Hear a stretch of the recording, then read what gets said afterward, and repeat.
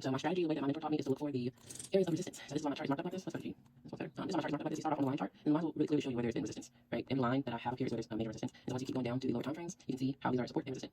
When you put cameras back on, you see how there are these zones being respected. So what we do is we just trade zone to zone.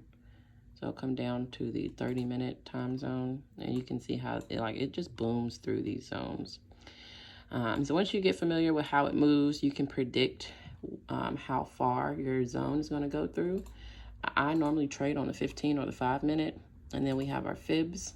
So if you know that it's about to go from zone to zone, you can put your fibs from zone to zone, and then you have your TP.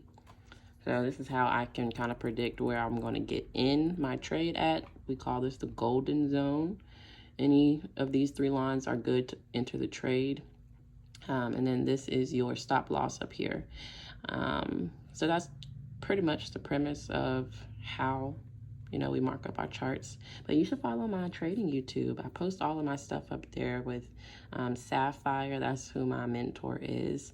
But yeah, this is how we mark the charts up. I don't know what it's going to do yet because it's not clear. The other principle is you wait for a candlestick to close. So these are the green ones are my 4-hour resistance. The red is my daily resistance. 4-hour and daily is major resistance zones. So you know that if one of the candlesticks crosses over or under your resistance, you can go ahead and have your trade. So like here, I don't know what this is going to do yet because it's just in the middle of the zone. So I have to wait for a clear entry, which is either going to come back and dip underneath this 4-hour. If I see 2 candlesticks up underneath the 4-hour, then I'll enter, or it's going to keep on buying and touch this daily. If it does keep going to the upside, I need to see if it's going to respect this daily or if it's going to break through.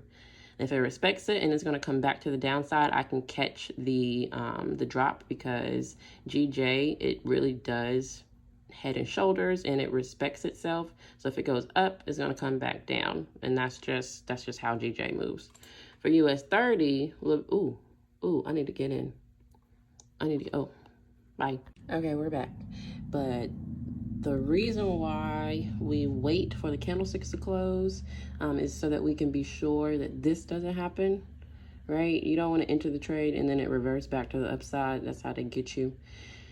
For here, even before I put my fibs on, I wouldn't have entered just yet because over here I can see that this is an area of resistance. So we don't know if it's going to break through this little zone or not. And if you see, this zone is right where our golden zone starts.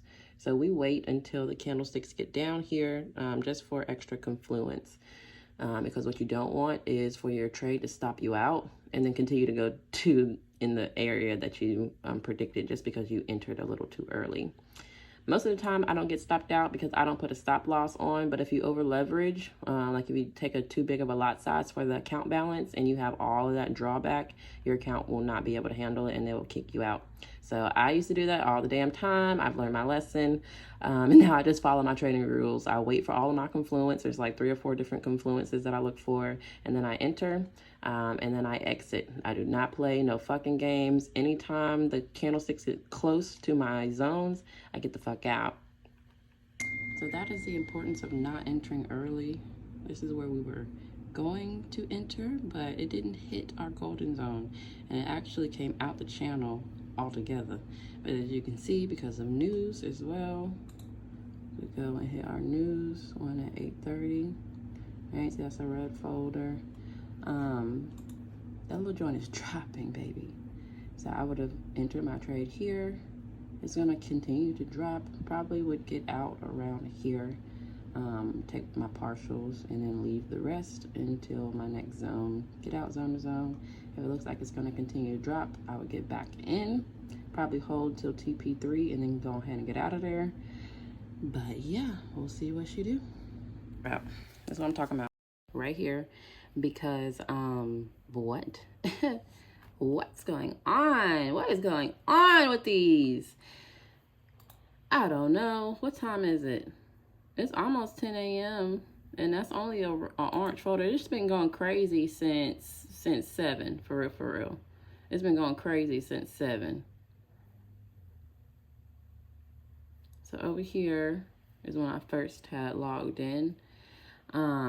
After I seen these 2 candlesticks close below, I was like, ooh, we could probably get in. But I also seen that this is an area of resistance. support or whatever, it's rejecting here. So I was like, probably don't want to get in. I probably want to wait and see what it's going to do.